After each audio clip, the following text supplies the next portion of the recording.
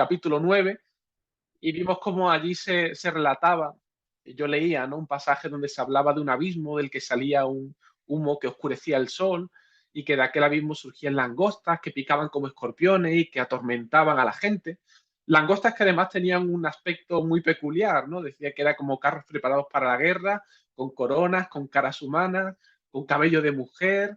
En fin, os podéis imaginar la cara de terror que yo como niño se me puso cuando leía ese pasaje, ¿no? Preguntándome qué significaba todo aquello, ¿no? Y sobre todo cuándo iba a ocurrir esta profecía que había escrita en este libro, y sobre todo lo horrible que serían esos monstruos que se describían, que yo como niño casi no acertaba a imaginarme cómo serían, ¿no? Y sobre todo lo que pensaba es cómo me iba a escapar y esconderme de ellos para que no me atormentasen a mí, es lo que venía a mi mente, ¿no?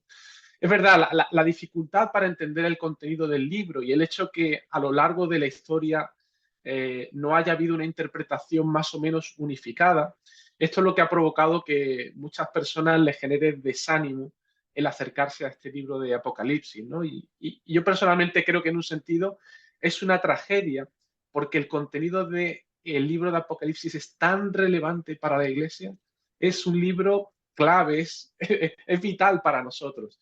De hecho, yo mismo, como creyente, por mucho tiempo no le presté demasiada atención.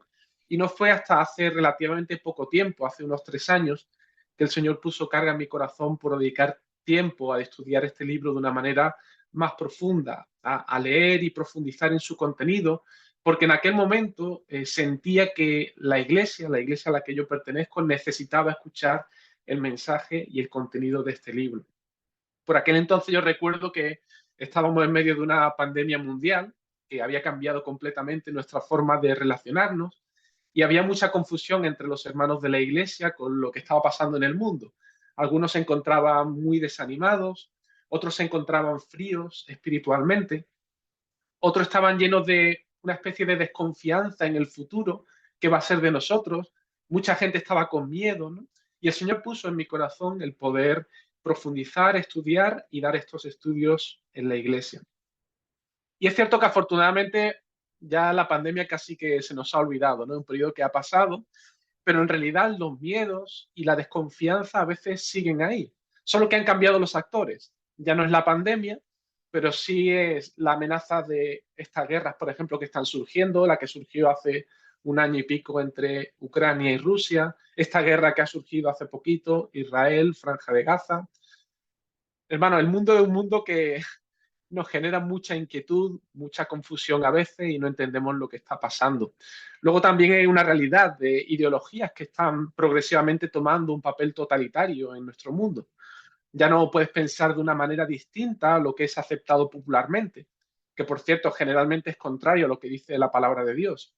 Ideologías que llaman a lo malo bueno y a lo bueno malo, y hay de aquel que diga lo contrario. Decir, por ejemplo, que la práctica de la homosexualidad es una perversión y un pecado del que hay que arrepentirse, eso tiene como consecuencia inmediata el ser acusado de que eres un criminal, delito de odio, que eres un homófobo y que mereces ser juzgado y encarcelado. Afirmar, por ejemplo, que el género lo definen tus genes y que naces biológicamente hombre o mujer y que el género no es una construcción social, como pretenden enseñarnos, esto es suficiente para ser tachado de retrógrado y de tener una mente muy obtusa. Luego, por otro lado, la realidad que encontramos cuando lees las noticias, ¿no?, y la manera de pensar de la gente, este cientificismo y las nuevas tecnologías con la aparición de la inteligencia artificial se han convertido en los nuevos dioses de nuestra era, los cuales se suponen que tienen la solución a todos nuestros problemas, ¿no? Y que ellas son la única verdad en la que podemos confiar. Hoy en día creer en un Dios soberano y creer en su Hijo Jesucristo como las últimas y definitivas fuentes de autoridad sobre este mundo es visto como un acto de ingenuidad que es ridiculizado por la mayoría de las personas. Y lo que vemos es que esto no está más que yendo en aumento. Yo estoy convencido de que esto es lo que Jesús decía, principio de dolores, de lo que aún está por llegar. Y la realidad es que la presión sobre la Iglesia de Dios yo creo que va a ir en aumento en los próximos años y en el futuro. Así que el libro de Apocalipsis creo que es muy relevante porque trata sobre todos estos asuntos y nos da una perspectiva mucho más amplia y esperanzadora en medio de un mundo en el que vamos a tener, sin duda, conflictos. Así que mi propósito no es estudiar el libro de Apocalipsis para satisfacer ningún tipo de curiosidad morbosa. Tampoco mi idea es presentar una nueva teoría interpretativa ni hacer cábalas para calcular cuál es la fecha del fin del mundo. O sea que si esa es vuestra expectativa, os voy a decepcionar. Mi intención es alinearme con el propósito del libro y que sirva para animarnos, para que nuestra fe sea fortalecida, para fortalecernos en el Señor y regar con esperanza nuestros corazones, porque de lo que vamos a hablar en este libro no son mis palabras, sino que lo que vamos a ver en este libro son las palabras de nuestro Señor Jesucristo. Es un mensaje que Él tiene para su iglesia. Pero antes de entrar en el libro, quiero definir cuál es mi posición interpretativa y creo que lo más justo es que os haga un breve resumen de las 5 posiciones interpretativas que encontramos a lo largo de la historia en relación al libro de Apocalipsis para que podáis tener esa visión amplia y luego yo os justificaré cuál es la posición que yo tengo y la que voy a usar para interpretar todo el libro de Apocalipsis. ¿Vale? Así que vamos allá.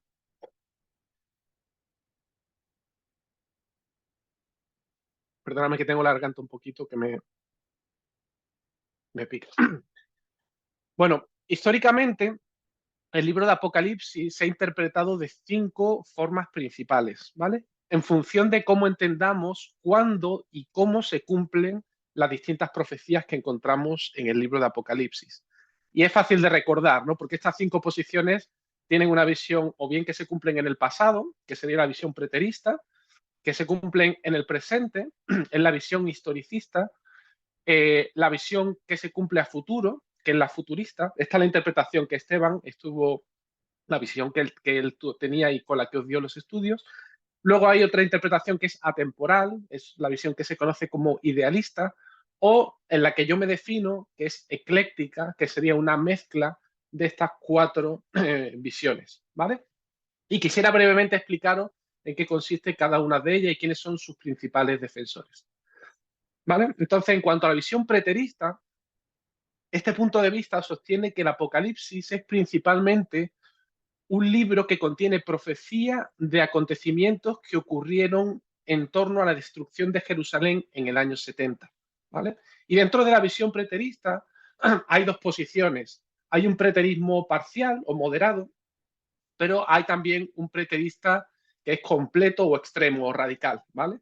Los preteristas radicales, ellos creen que Jesucristo regresó en el año 70, su segunda venida, durante la destrucción de Jerusalén por los romanos. Ellos creen, por ejemplo, que Nerón era la bestia que aparece en el capítulo 13 de Apocalipsis. También creen que los juicios de los sellos, las trompetas y las copas eran los juicios sobre el Israel infiel y que tuvo su clímax allí en la destrucción de Jerusalén en el año 70.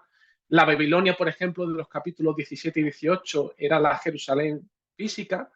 Y el capítulo 19 de Apocalipsis, pues ellos piensan que describe en realidad la venida de Jesús, esa segunda venida en el año 70 para destruir a Jerusalén. De hecho, los preteristas radicales creen que todas las profecías, incluidas las relativas a la segunda venida y a la resurrección de los creyentes, son acontecimientos pasados. Consideran la resurrección como algo que es espiritual y según este punto de vista, ellos piensan incluso que estamos a día de hoy más allá del milenio.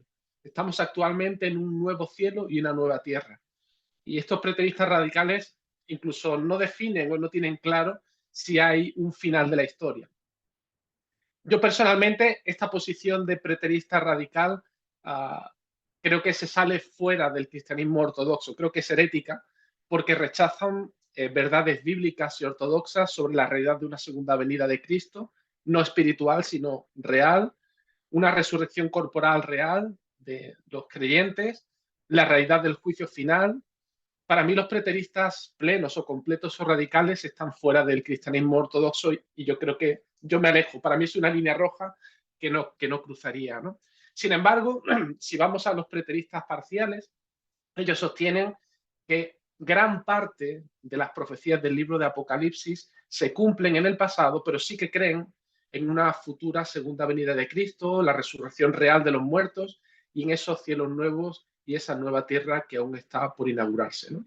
Y la mayoría de los preteristas defienden su punto de vista y se apoyan en afirmaciones como, por ejemplo, la que encontramos en el versículo 1.1 de Apocalipsis, ¿no? Cuando ahí dicen que estas son las cosas que deben suceder pronto, o en el versículo 3 que dice, porque el tiempo está cerca.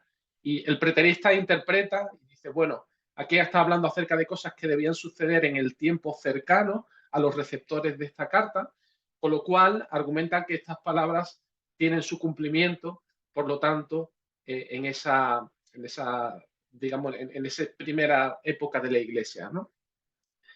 Lo cual hace que ellos tengan que fechar el libro antes del año 70, que es cuando fue la destrucción de Jerusalén, ¿no? Si muchos de estos acontecimientos, incluso el clima de la destrucción de Jerusalén, muchas de estas profecías se cumplen ahí, ellos datan, digamos, la escritura del libro de Apocalipsis, no como la mayoría hacen el año 95, entre el 90 y 95 después de Cristo, sino que lo tienen que datar antes del año 70, y entonces ellos dicen que, digamos, este libro se escribe en torno al año 65.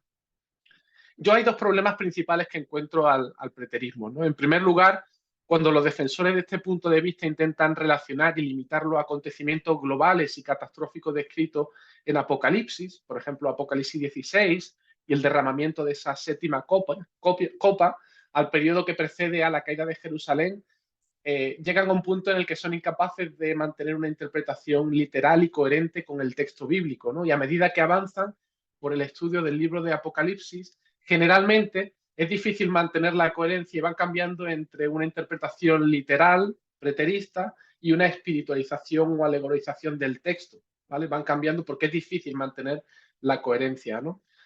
Cuando el texto de la palabra de Dios no se ajusta a lo que realmente ocurrió en el año 70, es cuando realmente abandonan esa interpretación literal preterista, ¿no? Y en segundo lugar, creo que hay otro problema, y es que creo que hay una fuerte evidencia de que Apocalipsis fue un libro que fue escrito en torno al año 95 por Juan. Por lo tanto, no puede ser una profecía sobre eventos que ocurrieron 25 años antes en Jerusalén. Si es cierto que el Apocalipsis fue escrito en el año 95, entonces esto serviría como casi un golpe de muerte a la visión preterista, ¿no? Uno de los maestros más reconocidos de esta posición preterista parcial, ya te digo, no la radical, sino la parcial, es una persona a la que amo y respeto profundamente, que es el ya fallecido, que falleció en el año 2017, R.C. Sproul. No sé si lo conocéis, habéis leído algo acerca de él. Fue el fundador también de un ministerio llamado Ligonier, que está dedicado a proclamar, enseñar y defender la santidad de Dios en toda su plenitud y ayudar a las personas a crecer en ese conocimiento, ¿no? Y un ministerio que yo recomiendo y he sido muy bendecido por la enseñanza de Sproul, ¿no? Pero él sí que se definía como un preterista parcial moderado, ¿vale? Esa sería la visión preterista. Luego tenemos la visión del presente, la historicista. Este punto de vista comenzó con Joaquín de Fiore en el siglo XII, y la idea que presenta es interpretar el libro de Apocalipsis como un panorama o una visión general de toda la era de la Iglesia, asociando las distintas profecías bíblicas con eventos históricos reales e identificando las figuras simbólicas que aparecen en el libro con personas y sociedades históricas concretas. De hecho, este punto de vista fue muy común entre los reformadores de la época de la Reforma Protestante del siglo XVI. Fue, por ejemplo, el punto de vista que sostenía John Wycliffe, John Knox, William Tyndale, Martín Lutero, Juan Calvino, Isaac Newton, George Whitefield, Charles Spurgeon, Matthew Henry. Todas estas personas sostenían este punto de vista historicista. Sin embargo, muy pocos hoy en día sostienen este punto de vista, ¿no? Porque el principal problema del historicismo es que hay muy poco acuerdo sobre a qué se refieren exactamente los símbolos de Apocalipsis y por tanto es muy difícil que haya una unicidad en ubicar cada uno de ellos en un solo evento concreto de la historia, ¿no? Difícilmente se pueden encajar, por ejemplo, las descripciones que encontramos acerca de los sellos o de las copas con un evento concreto en la historia de la Iglesia. Por ejemplo, es difícilmente encajar de forma lineal la historia que encontramos en el libro de Apocalipsis, la descripción del sexto sello del capítulo 6 de Apocalipsis, donde se describe el derramamiento de la ira del Cordero, el juicio final, con la descripción 6 capítulos más adelante, Apocalipsis 12, donde una mujer da luz a un hijo varón que regirá con vara de hierro a todas las naciones, y que fue arrebatado para Dios y para su trono, que es una clara referencia al nacimiento de Cristo Jesús, el Mesías, ¿no? Entonces, es muy difícil que tú leas el libro y puedas tener una visión donde puedas identificar de una manera lineal, si lees desde el principio al final el libro de Apocalipsis, con eventos concretos a lo largo de la historia de la Iglesia, ¿no? Por eso muchos de ellos han abandonado esta posición, porque no es posible mantener esa consistencia. Luego la visión futurista, la tercera. Los futuristas interpretan que Apocalipsis, desde el capítulo 4 hasta el 22, describe personas y acontecimientos reales, pero que aún no han aparecido en la escena mundial, sino que está aún por llegar. Por eso se le llama una visión futurista. Algunos padres de la Iglesia adoptaron un punto de vista futurista, por ejemplo, Justino Mártir, Ireneo Hipólito y Victoriano. Y algunos futuristas contemporáneos son, por ejemplo, John Walworth o John MacArthur, por ejemplo, Charles Reading o Tim LaHaye, que fue el escritor de este famoso libro Dejados Atrás, que fue llevado después al cine por Kirk Cameron, ¿no? Esta famosa película de Dejados Atrás. Ellos tienen una interpretación, una visión futurista, ¿no?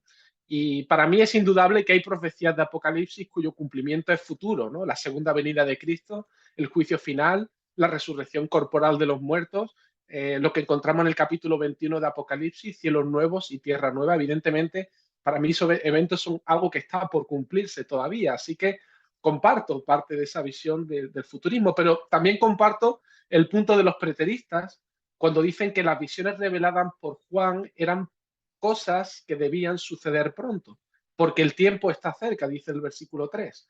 Difícilmente podría justificar dicha afirmación si toda la profecía del libro de Apocalipsis tuviese un cumplimiento siempre futuro y distante en el tiempo, muy alejado de los receptores de este mensaje, ¿no? Por eso no me encaja a mí una visión futurista, porque creo que contradice esos primeros versículos que encontramos en el libro del Apocalipsis, donde se declara a los receptores de la carta cuándo iban a comenzar a suceder los eventos descritos en este libro.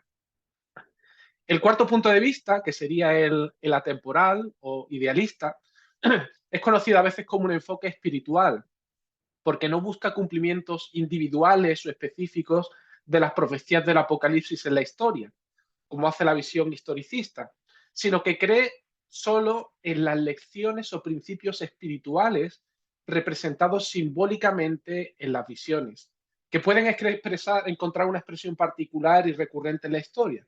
Pero para los idealistas, los símbolos de Apocalipsis representan en un sentido la lucha siempre presente entre el bien y el mal, y enseñan principios ideales o principios atemporales en un sentido para inspirar, para animar a los creyentes mientras soportan los reveses y el sufrimiento de la vida. Según este punto de vista, los grandes temas del triunfo del bien sobre el mal, de Cristo sobre Satanás, la reivindicación de los mártires y la soberanía de Dios se desarrollan a lo largo del libro del Apocalipsis sin que sea necesario referirse a acontecimientos históricos concretos. Las batallas de Apocalipsis pueden verse o la interpretan como una referencia a la guerra espiritual, a la persecución de los cristianos o a la guerra natural en general a lo largo de la historia. La bestia del mar la identifican como la oposición política de inspiración satánica sobre la Iglesia en cualquier época, y la bestia de la tierra como la oposición de la religión pagana o corrupta al cristianismo. La ramera, por ejemplo, que nos habla también en Apocalipsis, representa a la Iglesia nominal o la seducción del mundo en general. Cada sello roto o trompeta sonada representa alguna realidad, hambre, guerra, desastre natural, que ocurre en la historia de manera recurrente como parte de la ejecución soberana del propósito de Dios en la tierra. Y de hecho el idealismo surgió a partir del método alegórico de interpretación de las escrituras y defendido, por ejemplo, por Orígenes y Clemente, y que ganó adeptos gracias a la visión amilenial también de San Agustín.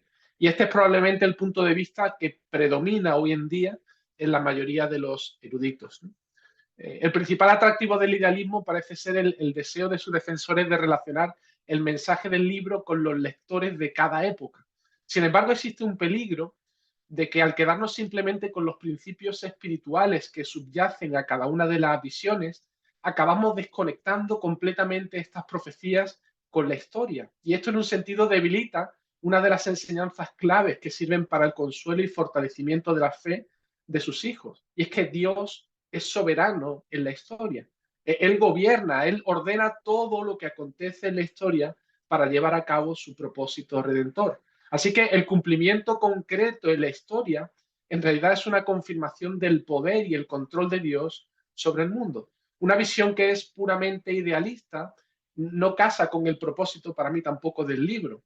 Cuando en el versículo 1.1 dice que esta es la revelación de Jesucristo que Dios le dio para manifestar a sus siervos las cosas que han de suceder pronto.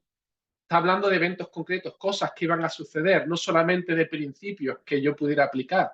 Y de hecho, en toda la profecía del Antiguo Testamento vemos que Dios cuando profetiza y da esos mensajes a su pueblo, tiene que ver con cosas que iban a suceder de manera real y concreta en la historia, de manera que cuando su cumplimiento se viese, el pueblo pudiese, en un sentido, contemplar la gloria de Dios y decir, Dios es un Dios veraz, Dios es un Dios soberano que cumple y está al control de la historia. Y todo esto es lo que me lleva a mí a mantener mi posición en lo que se conoce como una posición ecléctica, ¿no? Que es realmente una mezcla de estas cuatro enfoques. De hecho, este método ecléctico no es algo que haya inventado yo, realmente es un enfoque reciente del libro de Apocalipsis, pero que lo que hace es intentar combinar los cuatro puntos de vista anteriores para, en un sentido, maximizar sus puntos fuertes y minimizar sus puntos débiles. Algunos de los eclécticos más destacados son, por ejemplo, Greg Bale o G.R. Basley Murray o Craig Kinner. Son algunos que han escrito y han hablado acerca de este método interpretativo, ¿no? Y yo personalmente me identifico con esta manera de ver el libro de Apocalipsis, porque cuando lees cada uno de los puntos de vista anteriores, te das cuenta que en parte cada uno de ellos llevan razón en algo, pero no te puedes adherir solo a ese punto de vista, porque a medida que vas leyendo el libro, inevitablemente hay partes del Apocalipsis que no van a poder encajar 100% adheridos a una sola de esas posturas. Por ejemplo, yo estoy de acuerdo con los preteristas parciales cuando identifican acontecimientos relatados en algunas de las visiones como cumplimientos de algo que ya ha acontecido en la historia en el pasado. Por ejemplo, si leéis Apocalipsis 12, la mujer que da a luz a un hijo varón que regirá con vara de hierro a todas las naciones, que fue arrebatado para Dios y para su trono, para mí es una clarísima referencia al nacimiento, la muerte, la resurrección y ascensión en los cielos de Cristo. De hecho, es una referencia clara al Salmo 2. Pero hay visiones que difícilmente pueden ser encajadas con eventos del pasado. Por ejemplo, Apocalipsis 21. ¿Quién puede decir que los cielos nuevos y la tierra nueva es algo que aconteció en el pasado? Esa Jerusalén que desciende del cielo, las bodas del Cordero. Está muy claro que todos esos acontecimientos que se nos es transmitido a través de la visión son acontecimientos que tienen que ver con algo en el futuro. Así que en ese sentido, en parte estoy de acuerdo con los futuristas y hay eventos en Apocalipsis que tendrán lugar en el futuro. Pero ¿cómo justificar que todo el Apocalipsis tiene que ver con las cosas aún por venir, cuando el propio libro tiene como propósito manifestar a los siervos de Dios las cosas que han de suceder pronto? El mismo libro de Apocalipsis nos lo dice en los primeros versículos. Por otro lado, estoy de acuerdo con los idealistas en que algunas de las visiones de Apocalipsis describen periodos de tiempo muy amplios en el tiempo, que difícilmente pueden identificarse con un solo personaje o con un solo evento en la historia. Por ejemplo, si leéis los 7 sellos, las 7 trompetas, son descripciones muy generales y que podemos identificar con muchos momentos o personajes en la historia. Además, creo que muchas de estas visiones sí que revelan principios generales que sirven de consuelo para la Iglesia de Dios a lo largo de muchas épocas y a lo largo de muchos momentos en la historia. Eso sí, yo no puedo reducir el libro de Apocalipsis solamente a principios espirituales y desconectarlo de la historia, porque tenemos infinidad de precedentes en las Escrituras de que la palabra profética dada por Dios no se reduce solamente a principios espirituales. Cuando Dios le da la promesa a Abraham, haré de ti una nación grande, te bendeciré, engrandeceré tu nombre y serás de bendición, ¿esa promesa se cumplió en la historia? Por supuesto que sí. ¿Quién es esa simiente de Abraham? Es Cristo. Esa es la promesa cumplida en la historia. La profecía dada a Daniel, por ejemplo, esas 4 bestias que representaban 4 imperios mundiales, Babilonia, el imperio medo-persa, griego, Roma. Esa profecía no era simplemente para que aprendamos principios espirituales, tuvo un cumplimiento real en la historia. Dios quita reyes y pone reyes. La profecía dada a David de cuando fuesen cumplidos sus días y durmiera con sus padres, él iba a levantar a uno después de él, de su descendencia, que iba a establecer su reino para siempre. Evidentemente, el cumplimiento fue en Cristo, fue un cumplimiento real en la historia, y así podemos ver muchísimos ejemplos. Todas estas profecías no fueron dadas simplemente para que el pueblo de Israel les trajese principios espirituales para fortalecer su fe y que les sirviesen de consuelo, sino que tuvieron su cumplimiento real en la historia. Dios demostró cumplir con su palabra y demostrar que Él está al control de toda la historia y que Él está llevando a cabo su plan de redención. Es por eso que, en parte, estoy de acuerdo con la visión historicista, pero por otro lado no puedo llevarla al extremo de interpretar Apocalipsis como un relato lineal de visiones donde cada una de ellas se pueden identificar con un solo evento o un solo personaje en la historia, porque para mí simplemente no encajan. Así que, hermano, habiendo dicho todo esto, quiero recordaros que mi propósito no es entrar en acalorados debates teológicos ni en guerras entre las distintas escuelas de interpretación.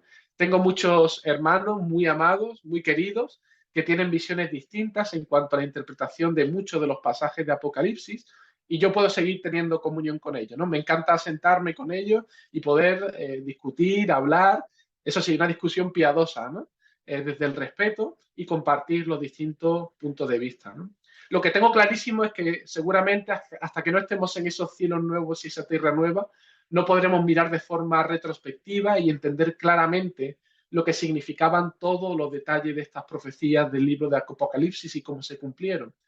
El propósito de Dios, hermanos, para revelarnos todas estas profecías, no es que nos convirtamos en pitonisos famosos con un conocimiento superior a los demás y que sepamos lo que va a ocurrir en el futuro, porque generalmente esa es nuestra tendencia natural, ¿no? Nos encanta a veces sentirnos especiales y que tenemos un conocimiento que nadie ha llegado a alcanzar, y la profecía bíblica a veces como ese caldo de cultivo perfecto para hinchar nuestro orgullo espiritual. Y es por eso que lo que Dios en tantas ocasiones hace es revelarnos la profecía bíblica, pero lo hace a veces de una manera velada, a veces con un poco de misterio, a veces con un lenguaje un poco ambiguo, porque hermano, el propósito de Dios al darnos esta revelación es que cuando llegue el tiempo, cuando esa profecía realmente se cumpla, podamos mirar de manera retrospectiva y podamos observar claramente la gloria y el poder de Dios. Y podamos decir, tú Dios eres un Dios fiel, tú eres un Dios eterno, eres un Dios soberano que estás al control de la historia y podemos alabar tu nombre, gloria a ti. Ese es el propósito por el cual Dios nos da la profecía.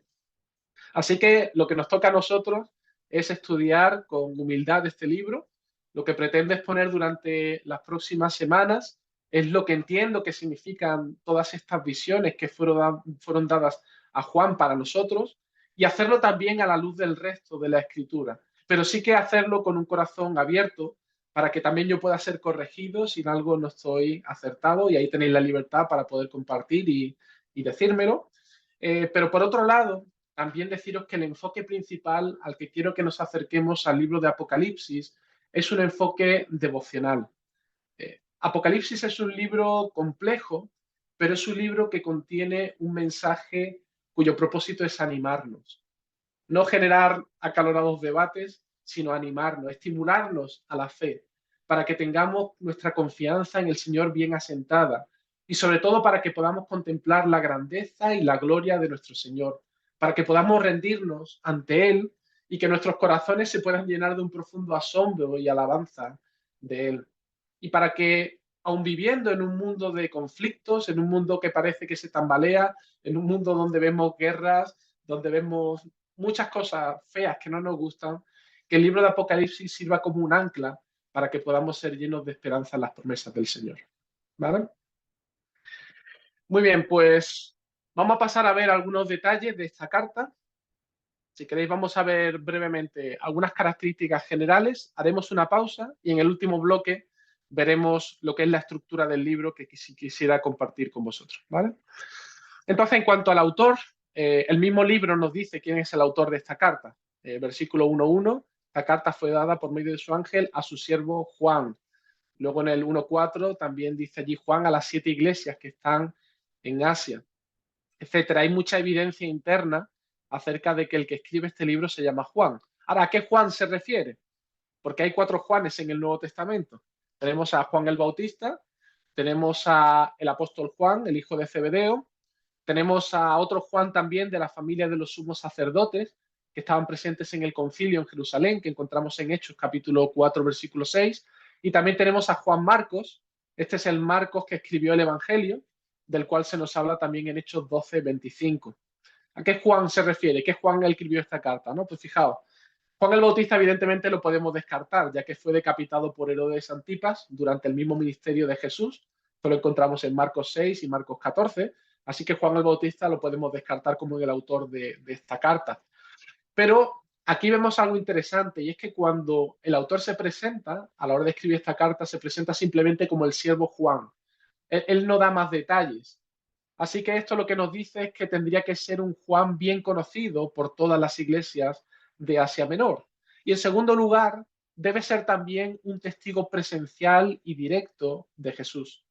Fijaos, en el versículo 2 dice que ha dado testimonio de la palabra de Dios y del testimonio de Jesucristo y de todas las cosas que ha visto. Esto es lo mismo que el autor de las cartas primeras de Juan dice cuando allí dice lo que era desde el principio, lo que hemos oído, lo que hemos visto con nuestros ojos, lo que hemos contemplado y palpado en nuestras manos tocante al verbo de vida. Así que esto nos está dando evidencia de que la persona que está escribiendo esta carta tuvo que haber tenido un contacto y haber sido testigo presencial directo de Jesús.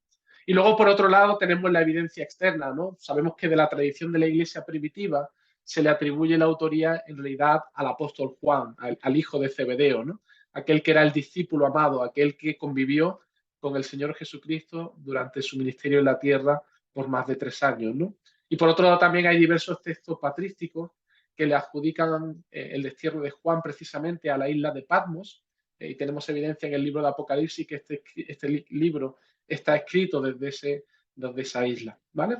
Por lo tanto, la conclusión a la que podemos llegar es que con mucha alta probabilidad, con bastante seguridad, fue el apóstol Juan el autor de este libro, el discípulo amado, ¿no? El mismo que escribió el Evangelio y el mismo que escribió las 3 cartas que encontramos al final de nuestras Biblias. En cuanto a los destinatarios de esta carta, pues sin duda que esta carta fue dirigida a los creyentes que pertenecían a las 7 iglesias de Asia Menor, lo que hoy es Turquía, y los creyentes en ese tiempo estaban viviendo momentos de muchísima persecución a manos de Domiciano, entre los años 81 y 96. Y entre los numerosos cristianos martirizados durante esta persecución estaban, por ejemplo, Simeón, el obispo de Jerusalén, que fue crucificado, o Flavia, la hija de un senador romano, que fue asimismo desterrada al Ponto, e incluso se llegó a dictar una ley en ese tiempo que decía, literalmente, dice que ningún cristiano, una vez traído a un tribunal, quede exento de castigo sin que renuncie a su religión. O sea, hermano, era un tiempo de muchísima presión para la iglesia, un tiempo de muchísima persecución. De hecho, fijaos, los cristianos eran acusados de ser ateos. Esa era la acusación que se le hacía a los cristianos en aquel tiempo, porque de hecho Domiciano se había autoproclamado en vida como el Señor, como Dios. Así que no rendir tu adoración al Dios Domiciano significaba que no creías que Domiciano fuese Dios. Así que los cristianos que adoraban solamente al Señor, al Dios Todopoderoso, ellos eran acusados de ser ateos, ¿no? De no creer en el Dios Domiciano. Así que, hermano, esta carta sin duda fue la respuesta de Dios a las lágrimas y a las oraciones de aquellos creyentes del primer siglo. Fue un regalo para traer consuelo y para traer paz en medio de la persecución que fue muy cruel y muy despiadada. En cuanto al estilo literario de este libro, en realidad es una epístola, aunque no lo creáis, pero este libro es una epístola. Es cierto que esta carta está escrita en un lenguaje muy distinto al resto de las epístolas. De hecho, es tan único el lenguaje que el propio libro ha dado lugar al estilo, llamándose lo que se conoce hoy en día como el género apocalíptico. Y es un género que está caracterizado por usar muchas imágenes, muchísimo uso de simbolismo para representar ideas, personas y eventos, y por eso es que eso nos va a obligar a ser un poco más concienzudos en el estudio de este libro. No es tan sencillo de leer como un libro histórico, no es tan sencillo de leer como una epístola del apóstol Pablo. Tiene un estilo bastante particular. En este libro vamos a encontrar 7 candeleros, 7 estrellas, vamos a ver 24 tronos, 4 seres vivientes que tienen 4 rostros con forma de animales, vamos a ver un rollo con 7 sellos, 4 jinetes que montan 4 caballos de 4 colores distintos, blanco, bermejo, negro y amarillo. Vamos a ver una multitud de 144.000 personas, 7 trompetas, 7 copas que se derraman, 2 testigos, una mujer que tiene una corona con 12 estrellas, un dragón con 7 cabezas y 10 cuernos que la persigue, 2 bestias, una que sube del mar y otra de la tierra, otra mujer que es llamada la Gran Ramera, una ciudad llamada Babilonia que cae, una marca con el número 166. Hermanos, con esto quiero decir que el libro entero está lleno completamente de simbolismo. Y si tratamos de interpretar literalmente lo que va a relatar el libro de Apocalipsis, nos vamos a volver locos, no vamos a llegar a ninguna conclusión, vamos a quedarnos perplejos. Pero también os quiero animar porque la mayor parte de los símbolos, y esta es una clave muy importante, la mayor parte de los símbolos que aparecen son referencias al Antiguo Testamento. ¿Vale? Así que, en un sentido, si conocéis bien el Antiguo Testamento, si habéis leído bien al profeta Ezequiel, si habéis leído bien al profeta Isaías, si habéis leído bien al profeta Daniel, si habéis leído, por ejemplo, el libro de Éxodo, os vais a dar cuenta que muchos de esos símbolos es un eco y una referencia clara a lo que esas profecías y esos eventos en la historia en el Antiguo Testamento estaban describiendo. Y te vas a sorprender porque en un sentido no vas a descubrir nada nuevo. Muchas de las cosas que aquí Apocalipsis nos relata son referencias a cosas que ya ocurrieron en el pasado y se usan como simbolismo para hablarnos de lo que va a acontecer en el futuro. Pensad una cosa, esta carta fue dirigida a los creyentes del siglo I con el propósito de animarles en medio de la persecución de la iglesia. Y os digo una cosa, ellos entendieron perfectamente el lenguaje que estaba usando Juan. Y seguramente lo entendieron porque ellos no tenían todavía el Nuevo Testamento, pero ellos estaban muy versados en conocer la Biblia que tenían, que era todo el Antiguo Testamento. Ellos conocían muy bien la profecía de Isaías, de Ezequiel, Zacarías, Daniel, así que seguramente cuando ellos recibieron la carta, entendieron perfectamente el significado de todos estos símbolos. Desgraciadamente nosotros hoy en día conocemos menos el Antiguo Testamento y por eso a veces nos cuesta realmente entender todos estos símbolos.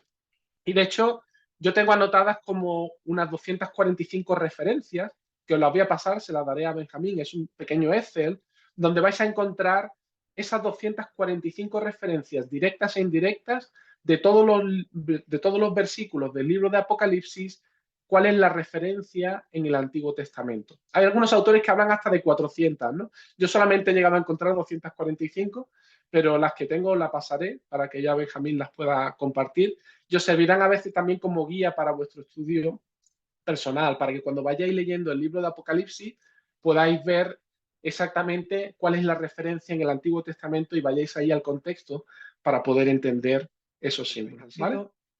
Vamos entonces a continuar y vamos a ver muy brevemente, y aquí os voy a pedir un poco de ayuda, alguien que me ayude con la lectura de un par de versículos, porque antes de ir a pasar a ver la estructura del libro, quisiera explicaros muy brevemente simplemente un par de principios muy básicos sobre escatología que nos van a ayudar a situarnos a la hora de entender el libro. Si veis ahí en la pantalla, creo que la escritura, y ahora vamos a ver los versículos, la Biblia distingue a un nivel muy básico la historia del mundo en dos bloques, dos grandes bloques. La Biblia habla acerca del presente siglo y también del siglo venidero. Y voy a pedirle a alguien que lea Mateo 12, versículo 32. Si tenéis vuestras Biblias por ahí, alguien que pueda leer este versículo, donde aquí encontramos esta declaración del Señor Jesús, donde Él hace precisamente esa distinción entre el presente siglo y el siglo venidero. Que lo tenga libremente, que pueda leer Mateo 12, 32.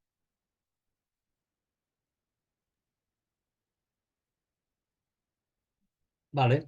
¿Tú, Lidia?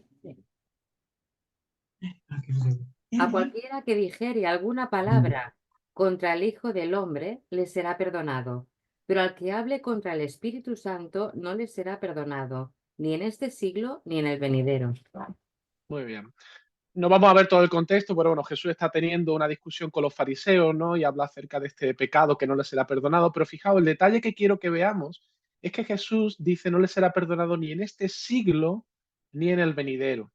Aquí Jesús está abarcando toda la historia de la creación del mundo hasta la consumación de los tiempos cuando Jesús venga a juzgar al mundo y él hace esa distinción entre el presente siglo, habrá un día de juicio, algo que marcará un antes y un después, y luego el siglo venidero, ¿vale? Esto es un nivel muy básico, la manera en la que Jesús divide la historia. Y luego, dentro de lo que es el presente siglo, la época en la que nosotros estamos viviendo, la Escritura también hace una distinción entre los días antiguos y los postreros días. Así que alguien que pueda leer Hebreos capítulo 1 y versículos 1 y 2.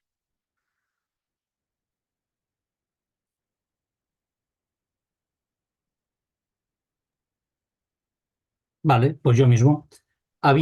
Dios habiendo hablado muchas veces y de muchas maneras en otro tiempo a los padres por los profetas, en estos postreros días nos ha hablado por el Hijo, a quien constituyó heredero de todo y por quien asimismo hizo el universo. Uh-huh. ¿Te fijaos qué interesante? Aquí el autor de la carta a los Hebreos nos dice que Dios ha hablado de muchas maneras y de hecho habló de una manera en otro tiempo, esos días antiguos, a los padres por los profetas, es la manera en la que Dios hablaba, y en estos postreros días, marca un tiempo distinto, nos ha hablado por medio del Hijo. ¿Quién es el que separa los días antiguos de los postreros días? La venida de Cristo, lo que es el verbo hecho carne, la expresión de Dios, la manera por la que Él nos ha hablado. Dios nos ha hablado en Hijo, dice literalmente este versículo. Así que había una manera, había otros tiempos, esos días antiguos, dentro de este presente siglo, y hay unos postreros días. Y lo que marca el antes y el después es la primera venida de Cristo. Así que fijaos, mirad cómo comienza el libro de Apocalipsis. En el versículo 1 dice la revelación de Jesucristo que Dios le dio para manifestar a sus siervos las cosas que deben suceder pronto. De hecho, el término griego que aquí se usa, eh, como las cosas que deben suceder pronto, se usa la palabra tachos, que generalmente significa rapidez, prontitud.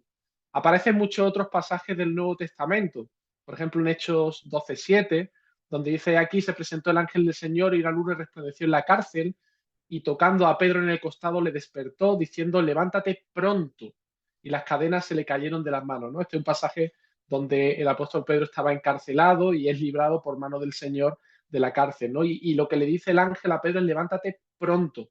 Así que la idea que se usa de esta palabra, las cosas que han de suceder pronto, tiene que ver con algo inmediato en el tiempo, con rapidez, con prontitud, ¿vale? La idea siempre tiene que ver con un periodo corto de tiempo en el que va a acontecer algo, no con cosas que han de suceder en un futuro lejano. Y esa es la razón por la que entiendo que cuando el Señor dice aquí las cosas que han de suceder pronto, se refiere a cosas que tienen que ver con los creyentes receptores de esta carta y que les iba a servir de ánimo y de consuelo para ellos. Ahora fijaos un detalle. El hecho de que diga que han de suceder pronto no quiere decir que tengan únicamente que ver con ellos. El cumplimiento puede comenzar en los tiempos de los receptores de esta carta, pero continuar su desarrollo a lo largo de toda la historia de la Iglesia. Es un mensaje del Señor relevante para todos los creyentes desde su primera venida hasta su segunda venida y la consumación de los tiempos. El libro de Apocalipsis es un mensaje del Señor que sirvió para fortalecer a los creyentes del primer siglo, pero que servirá también para fortalecer a los creyentes de los últimos tiempos, entendiéndose esos últimos tiempos como esos postreros días, desde la primera venida del Señor hasta su segunda venida y la consumación de los tiempos. Apocalipsis es el último libro de la Biblia, así que qué mejor conclusión y mensaje de parte del Señor que una carta personal del Señor Jesucristo para su iglesia, relevante para su iglesia de todos los tiempos. No solamente la del primer siglo, no solamente la de la Edad Media, sino relevante para la iglesia de todos los tiempos.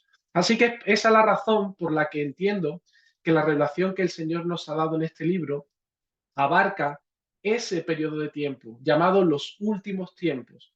Es decir, que este mensaje, toda la profecía bíblica que vamos a estar viendo en el libro de Apocalipsis, tiene que ver con acontecimientos y con un mensaje del Señor que tiene que ver con esos últimos tiempos. Desde la primera venida de Cristo, su muerte, resurrección, ascensión a los cielos, hasta su segunda venida donde vemos que Él va a traer juicio y va a inaugurar ese siglo venidero, la eternidad, unos cielos nuevos y una tierra nueva, ¿vale? Entonces esto es importante que lo tengamos presente a medida que vayamos considerando el libro de Apocalipsis. Y en cuanto a la estructura del libro, bueno, esto quizá va a ser una de las cosas más útiles a las horas de enfrentarnos a este libro de Apocalipsis, entender la estructura. Eso nos va a dar un marco de referencia para que no nos perdamos. Y para que podamos entender la estructura, a mí me resulta muy útil ilustrarlo de la siguiente manera, como veis ahí en la diapositiva. Yo el libro de Apocalipsis lo veo como si fuese una gran pinacoteca, es decir, una galería, un museo donde se exponen cuadros. Cuando entras al museo, tienes una explicación del tema y del propósito de esa obra. Esa es la introducción que vamos a encontrar en el prólogo del libro, en los versículos del 1 al 3. Pero esta pinacoteca, este libro de Apocalipsis, en realidad está formado por 7 salas, cada una de las secciones principales del libro. Y en cada una de esas salas vamos a encontrar distintos cuadros, las visiones que Juan va teniendo, visiones que él recibe de parte del Señor.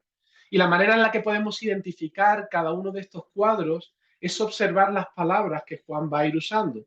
A lo largo de todo el libro vais a ver a Juan diciendo, he aquí miré y vi, y miré y vi. Después de esto vi y miré. Se van repitiendo a lo largo de todo el libro estas expresiones donde Juan, de alguna manera, es como si estuviera contemplando los cuadros de cada una de estas 7 salas.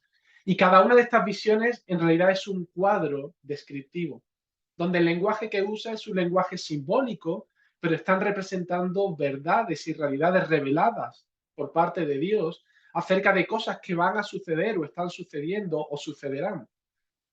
Y finalmente, a la salida de la pinacoteca, lo que encontramos es un resumen de la visita, ¿verdad? Donde se nos dan algunas conclusiones y advertencias de lo que acabamos de ver. Y ese precisamente es el epílogo final que encontramos al final del libro de Apocalipsis, los versículos del 6 al 21.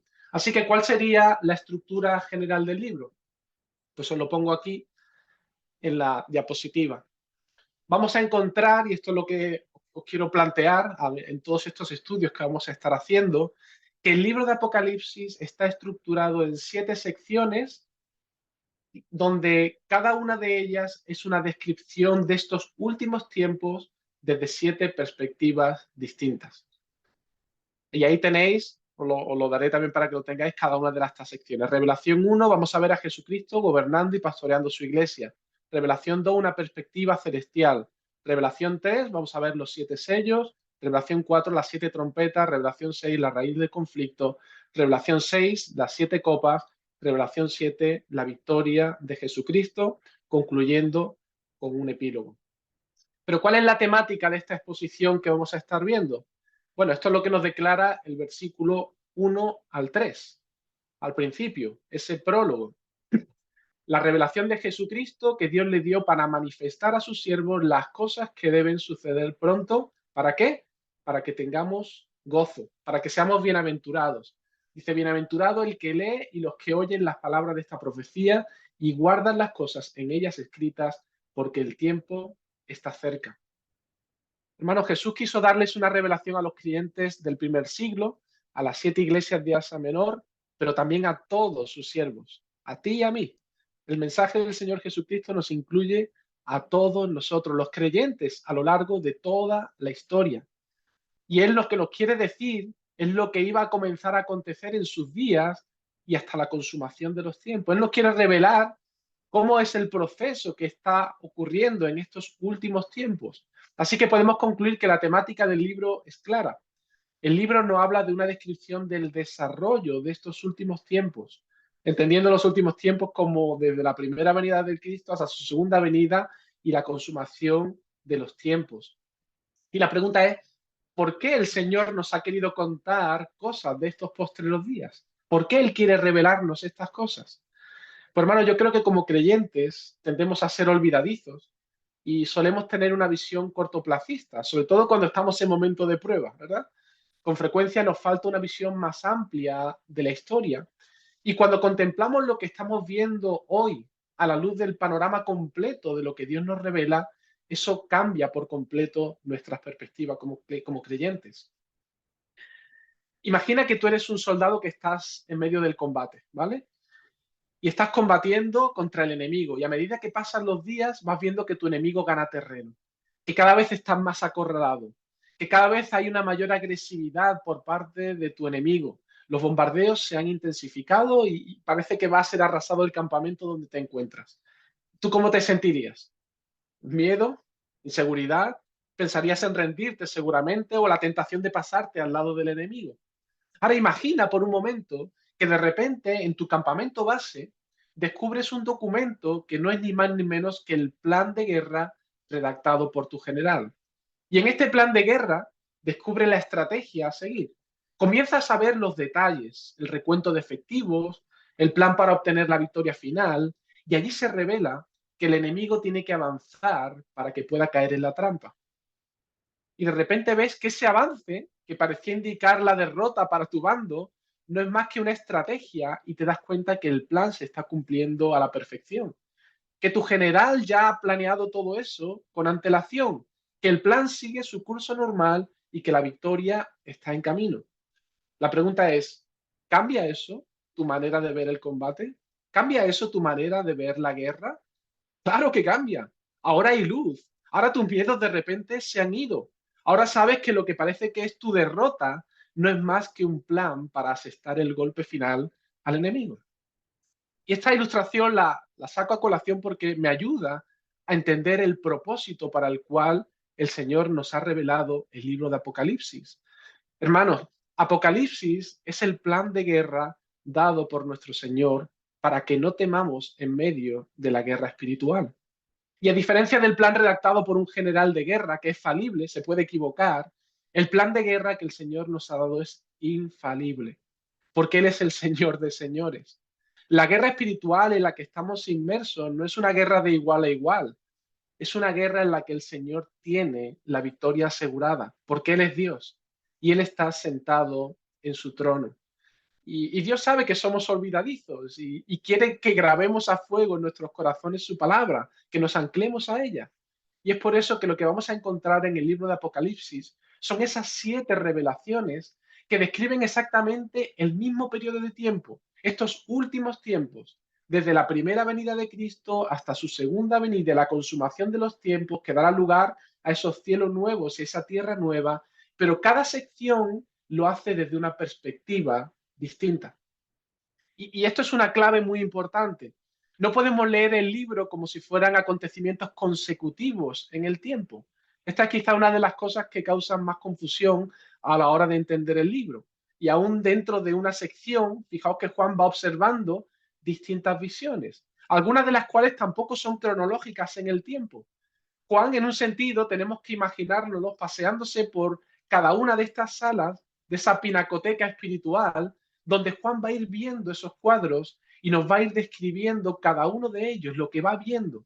Es cierto que Juan cuenta de manera cronológica lo que va viendo, un cuadro, después otro cuadro, después otro cuadro, pero el contenido del cuadro no necesariamente tiene que ser un evento cronológico en el tiempo. Juan está contando el orden en el que vio cada cosa, pero eso no significa que lo que él ve en ese cuadro ocurra en el tiempo uno detrás de otro. ¿Qué vamos a entonces estar viendo en el libro de Apocalipsis? Y en el tiempo que me queda, antes de terminar y la conclusión, os voy a resumir muy brevemente una panorámica del libro. ¿Vale? En el prólogo, capítulo 1, versículos 1 al 3, tenemos la presentación del libro, el remitente, a quién va dirigido. En ese epílogo vamos a ver las conclusiones, unas palabras de ánimo, advertencias y salutaciones finales. ¿Y cuáles son cada una de esas 7 revelaciones? Pues fijar, revelación 1, Jesucristo es el que gobierna y pastorea su iglesia, que van a ser capítulos 1, 2 y 3. Esta sección comienza con una visión gloriosa del Hijo del Hombre y Jesús está en medio de su iglesia. ¿Por qué? Porque Él quiere que sepa que Él no se ha olvidado de su iglesia, Él no se ha ido de vacaciones. ¿Os acordáis de las palabras de Jesús en la Gran Comisión? He aquí yo estoy con vosotros todos los días hasta el fin del mundo. Hermanos, lo que Él prometió lo cumple y esa visión nos lo recuerda. Él prometió que no nos dejaría. Así que lo primero que encontramos en el libro de Apocalipsis es una visión para traer consuelo a la iglesia. Jesús está con nosotros y Él es glorioso. ¿Hasta cuándo? Hasta el fin del mundo. ¿A qué periodo de tiempo hace referencia esta visión? Desde la primera venida de Cristo, toda la era de la Iglesia, todos los postreros tiempos. ¿Y qué está haciendo Jesús? Él está pastoreando y gobernando su Iglesia. Él está alentando a los suyos. Hay exhortaciones que vienen de parte de Él, hay advertencias para su Iglesia. El Señor corrige en amor a su Iglesia porque la ama y a cada una de ellas las alienta con una promesa de la gloria venidera. Comer del árbol de la vida, corona de vida, comer del maná escondido, autoridad sobre las naciones, vestiduras blancas, nuestros nombres escritos en el libro de la vida, vamos a ser columnas en el templo de Dios, vamos a sentarnos en su trono. Hermanos, no hay mayor estímulo que contemplar la gloria de Jesús y el premio que nos espera para alentarnos, para seguir perseverando. Esa es la primera revelación.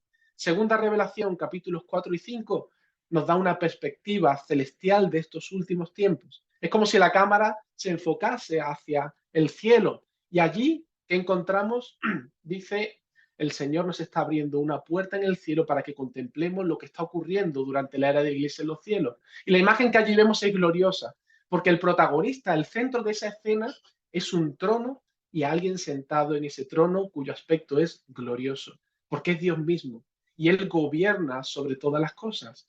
Allí veremos 24 ancianos, veremos 4 seres vivientes que ya iremos viendo qué significan esos símbolos. ¿Y sabéis lo que están haciendo todos ellos allí? Adorando y disfrutando de la gloria de Dios, porque Dios es glorioso y Dios es soberano, gobernando sobre todo lo que ocurre en la historia. En su mano derecha, de hecho, hay un libro donde están escritos todos sus decretos, todo lo que acontece y todo lo que ha de acontecer en el mundo. Ahí está también escrito el plan de redención y la restauración de todas las cosas. Pero hay un problema. ¿Quién es digno de llevar a cabo ese plan? ¿Hay alguien capacitado para llevar a buen término ese plan? Juan, al ver esa escena, llora, hasta que aparece un león que además tiene la apariencia de un cordero que aparece como inmolado. Un cordero que por su sangre derramada le ha sido dado todo el poder y la autoridad para ejecutar ese plan decretado por Dios. Porque Él es el Mesías, Él es el enviado de Dios que es capaz de llevar a cabo ese plan de Dios, la redención de su pueblo, la restauración de todas las cosas. Es el tiempo de la consumación. Y el capítulo termina con una fiesta de adoración donde todo lo que he creado se rinde ante el trono y el Cordero en una adoración para siempre. Esa es la segunda revelación. Luego Juan vuelve y nos trae otra, la siguiente sala, la revelación 3, revelación número 3, los 7 sellos, capítulos 6 y 7. Y en esta sección, que de nuevo abarca desde la primera hasta la segunda venida de Cristo, ahora el Señor nos quiere dar más detalles de cómo se van a desarrollar ese plan decretado por Dios. Cada uno de estos sellos no debemos verlos como una secuencia en el tiempo, son descripciones de lo que ocurre en la tierra, una perspectiva terrenal del desarrollo de la historia. Y cada uno de estos sellos nos van a describir las características de estos últimos tiempos. El sexto sello vemos que inaugura el gran juicio de Dios. ¿Quién podrá sostenerse en pie en ese gran juicio? Y ahí vamos a ver un interludio que responde a esa pregunta. 144.000 sellados. ¿Quiénes son? Para mí son los creyentes, ya lo veremos. El Señor sella a sus hijos para librarlos del juicio que viene sobre toda la tierra. Y la visión termina con una maravillosa vista de esa multitud vestida de ropas blancas. ¿Sabéis quiénes están en esa multitud? Tú y yo estamos en esa multitud. Porque es una visión profética, prospectiva, donde nos vamos a ver junto a muchos creyentes que estamos adorando al que está sentado en el trono y al Cordero y vamos a ser consolados por el Señor mismo. ¿Y qué pasa con el séptimo sello? Eso da paso a la sección que describe las 7 trompetas. Y es como si el séptimo sello contuviera las 7 trompetas, lo cual confirma que la cuarta sección es una visión que de nuevo es una descripción desde la primera venida de Cristo hasta la segunda venida, pero contada desde otra perspectiva. Capítulos 8, 9, 10 y 11. Y el énfasis de esta cuarta revelación ahora es describir las advertencias de Dios a un mundo pecador e impenitente. Son trompetas que en realidad son llamadas de aviso. Cada trompeta nos habla de juicios parciales de parte de Dios a la tierra. Y se habla de forma repetida de una tercera parte, para llamarlas al arrepentimiento y avisar del peligro del juicio que se acerca. Nos recuerda esto a las plagas que Dios envió a Egipto: granizo de fuego, hielo, agua en sangre, tinieblas, langostas. Está tomando todas estas imágenes de lo mismo que ocurrió en Egipto con Faraón, ese juicio de Dios a Egipto. Pero la séptima trompeta sonará y dará paso a la consumación de todos los tiempos. La venida del Señor está ya aquí para traer juicio y para vindicar a los suyos. Pasamos a la quinta sala, Revelación 5, la raíz del conflicto. De nuevo entramos en una nueva sección que abarca el mismo periodo de tiempo, desde la primera venida de Cristo hasta su segunda venida. Y en esta sección se nos va a revelar la raíz del conflicto. ¿Por qué el mundo odia a la iglesia? Porque en realidad lo que hay de fondo es una guerra entre Satanás y Cristo. Aparece una mujer dando a luz un hijo, es una referencia al nacimiento de Cristo. Y enseguida aparece un dragón para darle muerte, es Satanás. El dragón fracasa en dar muerte a este hijo, pero hace guerra con sus descendientes, los creyentes, la iglesia. Satanás siempre ha empleado dos tácticas para hacer guerra contra la iglesia. Confrontación directa, amenaza, miedo. Esta es la primera bestia que sube de la tierra. Y luego gobiernos humanos, impíos, que son usados por Satanás para atacar a la iglesia. Esta es la primera técnica que él usa, la confrontación. La otra técnica que Satanás usa es muy sutil, la seducción. Esta es la segunda bestia que veremos, que surge del mar. Tiene la apariencia de un cordero, parece inofensiva, pero habla como dragón. Las filosofías, la seducción del mundo que tratan de que nos inclinemos ante la primera bestia. Formas sutiles de amoldarnos a la manera de pensar y de vivir del mundo. Y la sección concluye con una visión del Señor glorioso, con los 144.000 que no se han inclinado ante la bestia. El sistema del mundo vemos que colapsa, Babilonia cae y el Señor trae juicio sobre los hombres en la tierra, los adoradores de la bestia. Pasamos a la sexta revelación, reiniciamos de nuevo el ciclo. De nuevo las copas de la ira nos recuerda a las plagas de Egipto. De nuevo las copas son juicios de Dios a este mundo. Y con el derramamiento de la séptima copa se consuma la ira de Dios y Cristo viene para traer juicio y justicia a la bestia y al falso profeta que son vencidos. Y la última, revelación número 7, la victoria de Jesucristo final, que da lugar a esos cielos nuevos y tierra nueva. Inicia esta sección haciendo un breve resumen muy rápido de la era de la Iglesia, Satanás siendo atado, el Evangelio progresa, pero los creyentes son perseguidos y martirizados. Al final de los tiempos, Satanás es soltado por un periodo breve de tiempo, se produce el juicio final, Satanás es vencido y lanzado al infierno donde está la bestia y el falso profeta. Es una descripción muy rápida porque esta sección se va a centrar en describir el encuentro de Cristo con su iglesia, las bodas del Cordero, que terminan mostrando la gloria de esos cielos nuevos y esa tierra nueva. Y es muy interesante cómo Apocalipsis termina como comienza Génesis, pero al revés. Génesis comienza con la creación, un primer matrimonio, Adán y Eva, y la entrada del pecado en el mundo. El libro de Apocalipsis termina como la erradicación del pecado, Satanás y ese falso profeta echado al infierno, una última gran boda, las bodas del Cordero, y una nueva creación, cielos nuevos y tierra nueva. Hermano, es la clausura perfecta para todo el relato bíblico. Sé que es un resumen que he hecho muy rápido, pero no sé si vais entendiendo mejor de qué va el libro de Apocalipsis. Hermanos, el libro de Apocalipsis es para mí el regalo que Dios nos ha dado para que tengamos una perspectiva más amplia sobre los tiempos que nos ha tocado vivir. El Apocalipsis es una visión relevante para cada generación de la Iglesia, que nos revela los patrones de la historia de estos postreros días, de estos últimos tiempos en los que vivimos, donde todos los reinos humanos tipifican a Babilonia y por tanto debemos como creyentes resistirlos. Esa es parte de nuestra guerra espiritual, donde el dragón que es Satanás lucha contra la Iglesia. Pero a la vez estos patrones nos dejan ver la realidad gloriosa de la luz del Evangelio. Nos dejan ver a Dios y a Jesucristo, su amado Hijo, como el todopoderoso Rey que está sentado en su trono.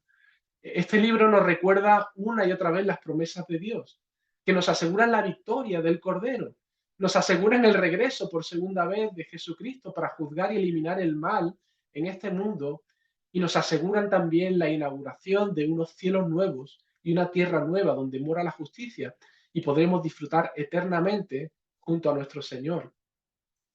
Hermano, ahora mismo estamos viviendo en España tiempos de relativa tranquilidad, pero no nos sorprendamos cuando venga la persecución por causa de Cristo. El Señor ya nos ha avisado de lo que viene. Hubo persecución en los cristianos del primer siglo, ha habido persecución en los creyentes de todas las épocas, y a nosotros puede que nos toque también un tiempo de persecución. Hay hermanos a día de hoy que están viviendo en países donde están siendo masacrados y perseguidos. Pero no quiero traer con esto inquietud a vuestro corazón, sino más bien lo contrario. Este libro es un libro que debe llenarnos de esperanza y de gozo. Y hermano, es mi oración y quiero que esta carta que el Señor envía a su iglesia sirva para afirmar nuestro corazón, porque Él tiene la victoria asegurada. Él nos dice que somos más que vencedores en Cristo Jesús, ¿no? De hecho, hay un versículo de Apocalipsis que me encanta, es quizá para mí la conclusión, ¿no? A todo el mensaje.